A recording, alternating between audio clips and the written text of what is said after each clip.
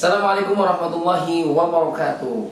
Mana jawabannya? Nah, kurang semangat. Ayo sekali lagi dijawab salamnya supaya kita semua mendapatkan rahmat dan keselamatan dari Allah Subhanahu wa taala. Ulangi ya, jawab dengan serentak. Assalamualaikum warahmatullahi wabarakatuh. Masya Allah, mantap. Terima kasih. Mudah-mudahan doa kita melalui salam tadi dikabulkan oleh Allah Subhanahu wa taala.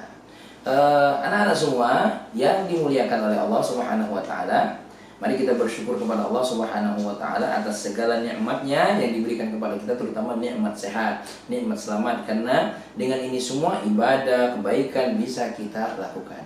Dan jangan lupa hari ini kita juga bersolawat buat baginda kita Nabi besar Muhammad sallallahu alaihi wasallam. Salawat itu mudah, singkat saja. Sallallahu ala Muhammad sallallahu alaihi wasallam. Baik, apa kabar semuanya hari ini?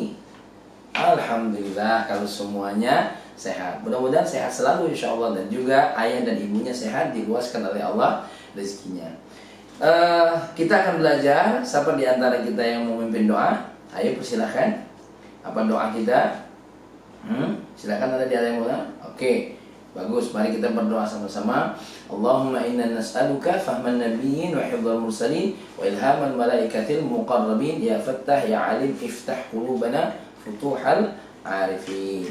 Dan kita baca ayat Allah, Rabbi syrah li sadri wa yassir li amri wahlul 'uqdatam min lisani yafqahu qawli. Baik, anak-anak semua yang dimuliakan oleh Allah, Ustaz mau bertanya atau kakak mau bertanya ya. Siapa di antara kalian yang senang dibohongi? Nggak ada kan? Nggak ada manusia yang senang dibohongi. Atau gimana rasa kita kalau dibohongi? Tentu sakit hati, kecewa, marah, dendam. Kadang-kadang itu semua muncul dalam diri kita ketika kita punya teman, punya saudara, punya siapapun di antara kita yang membohongi kita atau berkata dusta kepada kita. Dan tidak jarang ketidaktenangan ini pun berlaku bagi yang berkata. Siapa yang pernah berbohong, apa yang terjadi di hatinya? Tentu gelisah, gundah, kebingungan akan hadir. Kenapa? Takut ketahuan. Ya, ingat tak lagu? Hei, kamu ketahuan. Ya, memang bohong ini tidak ada indahnya, ya, dan tidak ada tenang. Nah, kita hari ini akan belajar tentang bagaimana hidup tenang dengan jujur. Ya, kenapa? Jujur ini melahirkan sebuah ketenangan. Ada sebuah istilah Arab mengatakan soroha roha. Ya, terus terang, kejujuran itu mengundang ketenangan. Terlebih daripada itu, ya, jujur ini sebagaimana yang dikatakan oleh baginda kita Nabi Muhammad SAW dari Abdullah ibn Mas'ud, Rasulullah SAW bersabda, Inna sidqa yahdi ilal bir wa innal birra yahdi ilal jannah. Al-hadis rawahu Bukhari. Ya. Di mana Nabi kita bersabda bahwasanya kejujuran, berkata jujur mengundangkan kebaikan, dan kebaikan pasti membawa orang menuju surga. Nah, inilah jujur yang luar biasa. Kebaikan akan muncul di sebuah kejujuran, dan kejujuran akan memunculkan sebuah kebaikan, dan kebaikan itu akan membawa kepada surga. Jadi semuanya ini harus berlaku jujur. Apalagi dalam surah Al-Baqarah ayat 42, Allah Subhanahu wa taala berfirman, "Wala talbisul haqqo bil batil wa taktumul haqqo wa antum ta'lamun." Dan janganlah engkau mencampurkan kebenaran dengan kebatilan, dan kamu menyembunyikan kebenaran sedangkan kamu mengetahui kebenaran yang sesungguhnya. Coba lihat. Mari kita pahami bersama tentang ya jujur ini, kebaikannya dan keburukannya. Kebaikannya tadi disampaikan oleh baginda kita Nabi besar Muhammad SAW, membawa kepada kebaikan, dan kebaikan membawa kepada surga. Nah, kebohongan ini juga bahaya, terutama dalam masalah agama. Lihat, ada dulu orang-orang berdusta atas nama hadis Nabi, berdusta atas riwayat Nabi kita Muhammad SAW. Ini sangat bahaya. Kenapa bahaya? Karena nanti akan lahir ketentuan-ketentuan Allah yang dusta, yang bukan berasal dari Allah Subhanahu wa taala. Al-Quran yang sampai kepada kita semuanya penuh dengan kejujuran. Kenapa? Kejujuran ini melahirkan kebenaran. Kebenaran Al-Quran yang sampai saat ini tidak bisa dirubah-rubah membawa kita kemana? Menuju surga. Karena kalau Al-Quran yang dibawa ini sudah dirubah-rubah dengan tidak jujur, ya, disampaikan kepada kita, bahaya. Yang halal jadi haram, yang haram jadi halal. Yang jalan menuju surga menjadi jalan menuju neraka, yang jalan menuju neraka menjadi jalan menuju surga. Ini adalah bahaya daripada kalau kita tidak jujur. Nah, oleh karena itu kejujuran ini wajib untuk kita lakukan, sebagaimana dua hal yang dibimbing, dua hal yang menjadi sumber bimbingan kita, yaitu hadis Nabi riwayat Bukhari dari Abdullah bin Mas'ud dan juga surah Al-Baqarah ayat 42.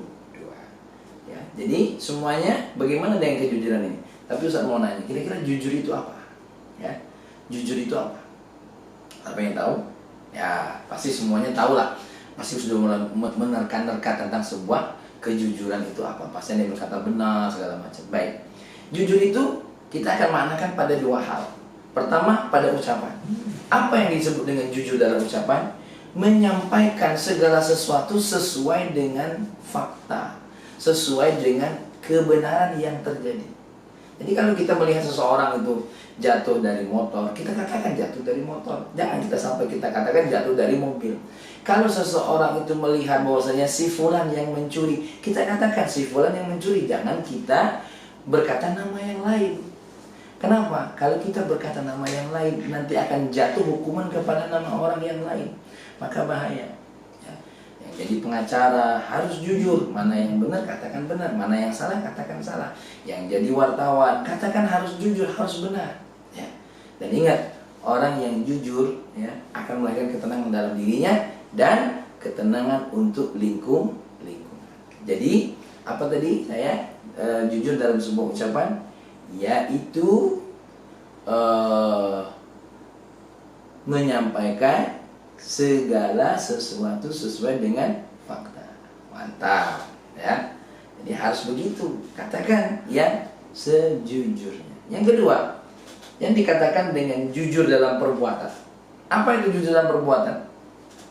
Ucapan kita sesuai dengan perbuatan. Contoh, Adi, kamu sudah sholat? Sudah. Ketika dia berkata sudah, sesuai nggak dengan amalannya? Jangan-jangan dia nggak sholat tapi ngaku sholat. Ya, harus sesuai dengan perbuatan. Kamu paham nggak tentang masalah ini? Paham, harus sesuai kefahaman dengan dirinya. Ini perbuatan kita. Kamu tadi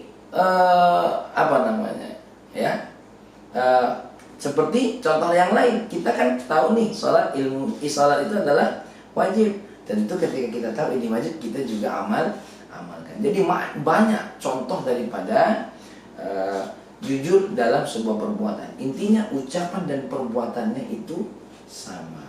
Kalau dia memang bersedekah, maka itu sesuai dengan ucapannya, ya, sesuai dengan apa yang diucapkannya.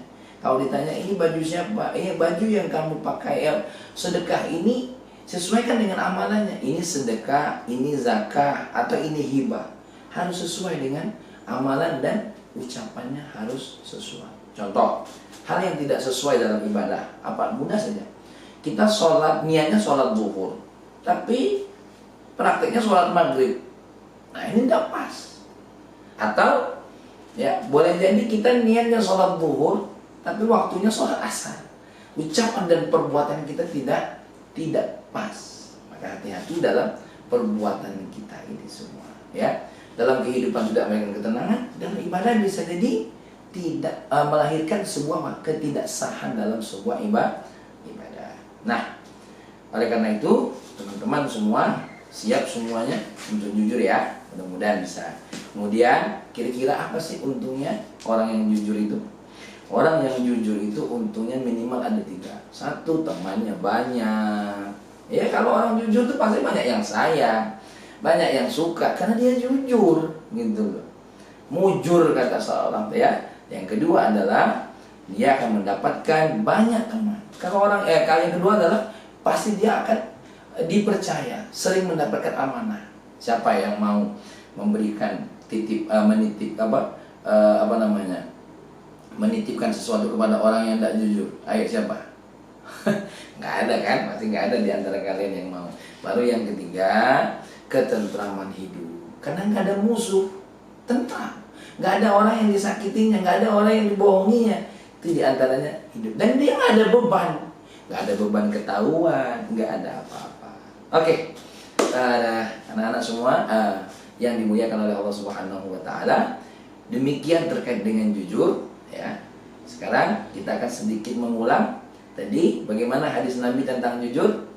Ya, ada riwayat Abdullah bin Mas'ud di mana Nabi bersabda, "Innas sidqa yahdi ilal bir wa innal birra yahdi ilal jannah." Artinya apa tadi? Sesungguhnya kejujuran membawa kepada kebaikan, baik dunia maupun akhirat. Dan bahwasanya kebaikan membawa menuju surga. Kemudian ayat Allah dalam surah Al-Baqarah ayat berapa tadi? Ayat 42. Pintar, wala talbisul haqqa wala talbisul haqqa bil batili wa taktumul haqqa wa antum ta'lamun. Janganlah kamu campur adukan kebenaran dengan kebatilan dan kamu sembunyikan kebenaran sedang kamu mengetahuinya atau mengetahui kebenaran. Nah, inilah dia tentang kejujuran, dan mudah-mudahan kejujuran ini menjadi sifat kita dalam kehidupan kita. Ingat, kita harus jujur karena ada sebuah peribahasa kita, jujur itu mujur, ya. Oleh karena itu, adik-adik semua, anak-anak semua yang dimuliakan oleh Allah, jangan lupa sikap jujur harus menjadi sikap utama dalam kehidupan kita. Sedikit cerita tentang sebuah cerita dari Imam Ghazali, ya, ketika dia diutus oleh Syekh Abdul Qadir Jailani, ketika dia diizinkan oleh ibunya untuk belajar lebih hebat lagi di daerah Damaskus, di mana dia titipkan uang, ya, di kantongnya. Luar biasa. Kemudian ketika ada perampokan, ditanya, mana kamu ini mana hartamu? Ini buku. Bukan buku yang kutanya.